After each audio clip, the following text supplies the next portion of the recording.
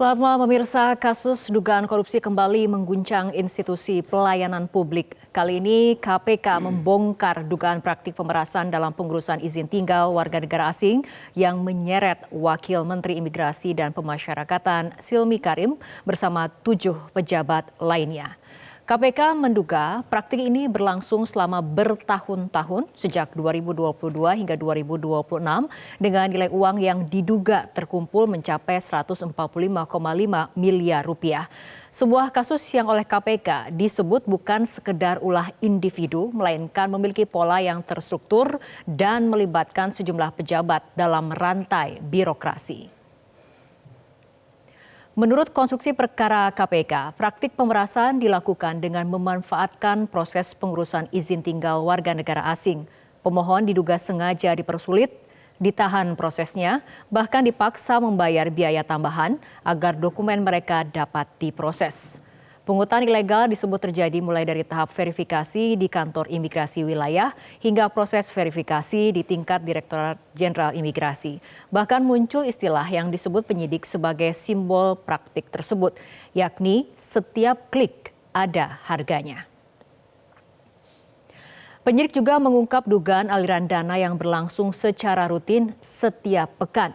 Silmi Karim disebut diduga menerima jatah hingga 100 juta rupiah setiap minggu untuk menyamarkan distribusi uang hasil pemerasan. Para pelaku diduga menggunakan sejumlah kode rahasia seperti malaikat untuk pejabat tinggi serta vokalis, gitaris, backing vokal, dan koreografer untuk pihak-pihak lainnya dalam jaringan pembagian dana tersebut.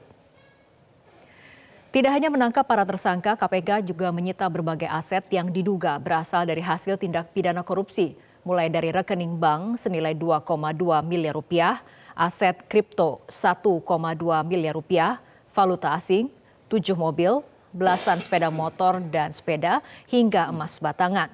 Lebih jauh, hasil analisis bersama PPATK menemukan anomali transaksi mencapai 366,7 miliar rupiah pada 96 rekening milik 35 pegawai Ditjen Imigrasi sepanjang 2019 hingga 2025.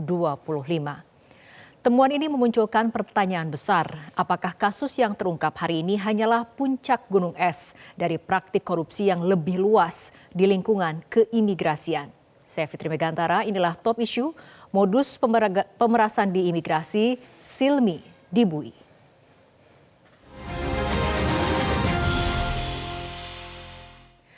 Pemirsa, untuk membahas topik pada malam hari ini telah hadir di studio Metro TV narasumber mantan penyidik KPK Mas Yudi Purnomo. Selamat malam Mas Yudi. Malam Mbak Rara. Baik, dan juga kita akan berbincang bersama Wakil Ketua Komisi 13 DPR RI fraksi Gerindra Bapak Sugiat Santoso. Selamat malam Pak Sugiat. Selamat malam.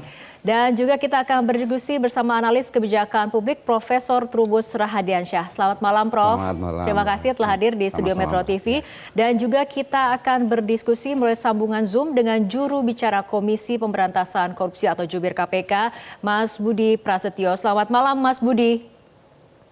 Selamat malam Mbak Fitri, Pak Trubus, Pak Sugiat, Mas Yudi.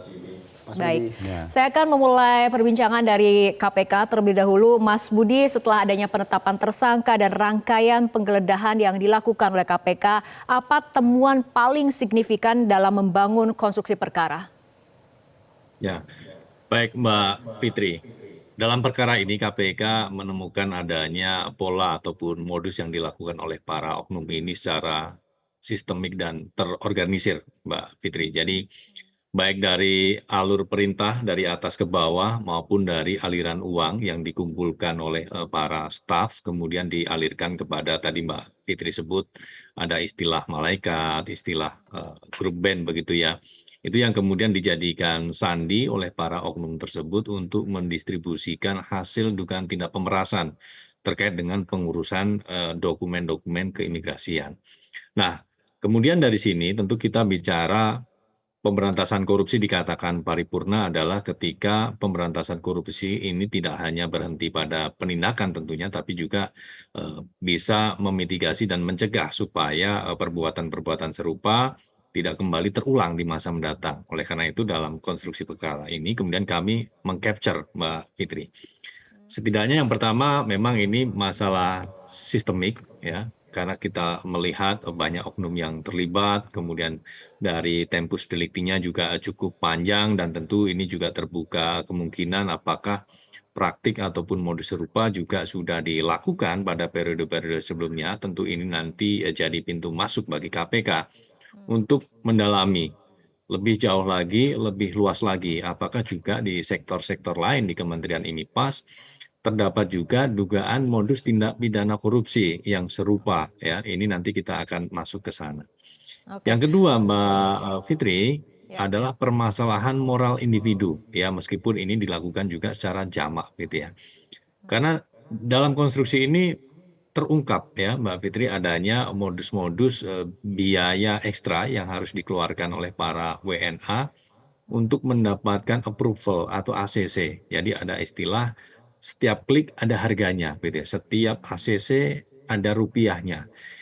Artinya apa? Dalam pelayanan keimigrasian sebetulnya sudah disiapkan, sudah diterapkan sebuah digitalisasi pelayanan publik yang proper ya. Tapi Oke. faktanya para oknum ini kemudian main di belakang sistem ya. Artinya ketika mau klik harus ada uangnya. Artinya ada persoalan individu di situ dan disayangkan sampai level wamen, level dirjen di situ yang seharusnya sebagai teladan sebuah kepemimpinan suatu institusi, ketika mengetahui adanya praktik korupsi bukan malah kemudian menstop gitu ya, memperbaiki sistem, tapi malah kemudian masuk ke dalam lingkaran setan tersebut ya. Oke. Dari alur perintahnya, kemudian dari aliran uangnya. Nah, itu yang kemudian menjadi problem besarnya. Nah, ini entah duluan sistemnya yang memang masih ada celah atau memang ada moral hazard dari para oknum tersebut, Mbak Fitri. Nah, ini kan seperti Oke. ayam dan telur ya, duluan mana. Tapi yang pasti dalam konstruksi perkara ini kita melihat setidaknya ada dua persoalan itu. Plus persoalan ketiga adalah persoalan pengawasan, Mbak Fitri. Oke. Dengan modus yang sudah dilakukan cukup lama ini, harusnya satuan pengawas internal ya, seperti inspektorat begitu ya, harusnya sudah bisa meng-capture permasalahan itu gitu ya. Harusnya sudah bisa dilakukan mitigasi sejak awal, sejak Oke. dini sehingga tidak perlu lagi ada perkara tangkap tangan yang dilakukan oleh KPK kalau memang Oke. pengawasan itu secara efektif bisa dilakukan. Baik, Mas Pengawasan Budi tentu mengenai bisa dilakukan internal dan eksternal begitu. Ya. Oke. Mas Budi mengenai operasi tangkap tangan, kita juga ingin mengetahui lebih detail dan juga jelas apa sebetulnya ataupun yang mana barang bukti pada saat OTT itu dilakukan. Ya, barang bukti yang diamankan oleh tim pertama kali adalah adanya transfer uang yang dilakukan secara elektronik antar para pihak. Jadi memang uang ini dikumpulkan, ada yang cash, ada yang ditransfer oleh para pihak biro jasa ataupun pihak perantara dari WNA yang mengurus kitas ataupun kitab. Nah, di situ dikumpulkan, Mbak Fitri. Nah, dari pengumpulan uang tersebut, baik oleh rekening para oknum ataupun rekening nomini yang memang sudah disiapkan, ada juga rekening dari para OB, CS ataupun kerabat yang juga digunakan sebagai pengepul.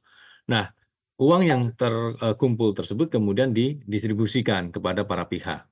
Secara rutin ada yang setiap Jumat didistribusikan, ada juga yang memang secara insidental misalnya ada kebutuhan dari para oknum tersebut kemudian dilakukan transfer. Nah, ketika transfer itulah kemudian kita melakukan tangkap tangan ya, ada aliran uang. Nah, itu yang menjadi barang bukti elektronik ya, salah satu yang diamankan dalam peristiwa tangkap tangan ini. Kemudian dari situ kemudian tim bergerak, Mbak Fitri, ke pihak-pihak lain sampai dengan setidaknya ada 3 lokasi utama ya, di Jakarta dan sekitarnya, Bandung dan juga Bali.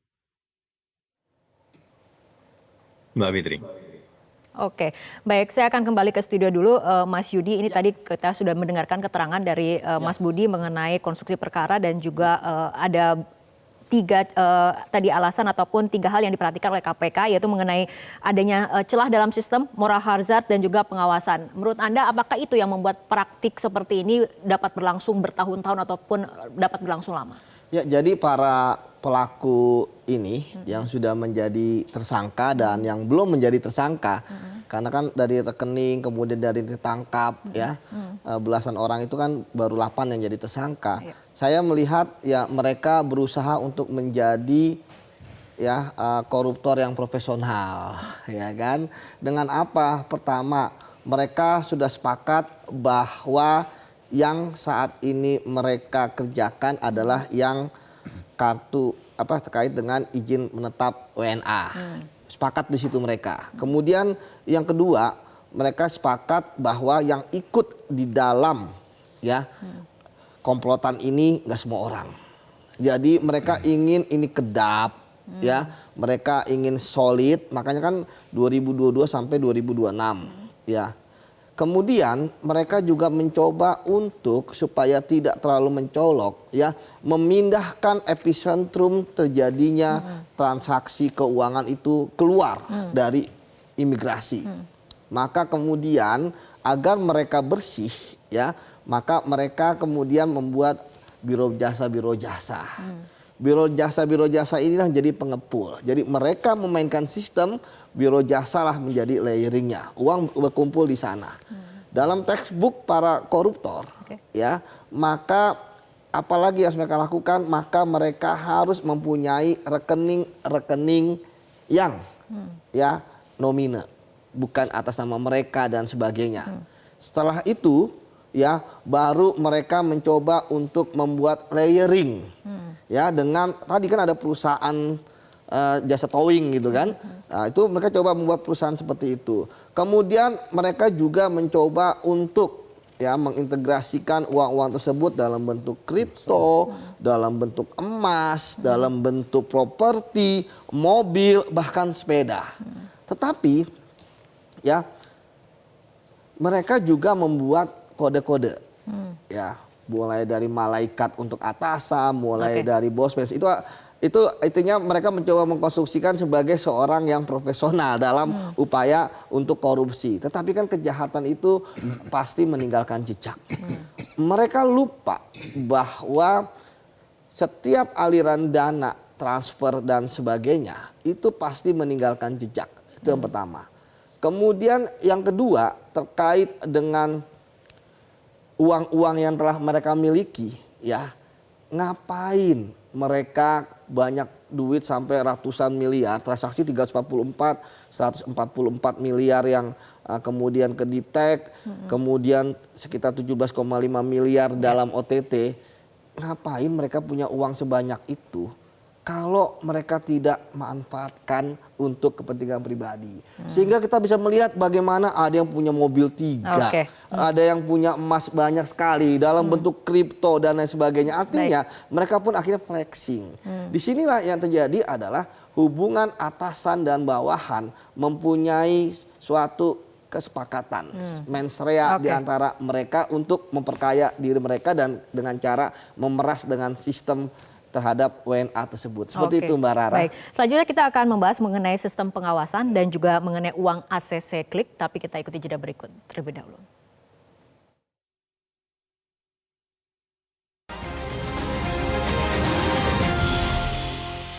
Jelajahi cara baru mendapatkan informasi. Download Metro TV Extend sekarang.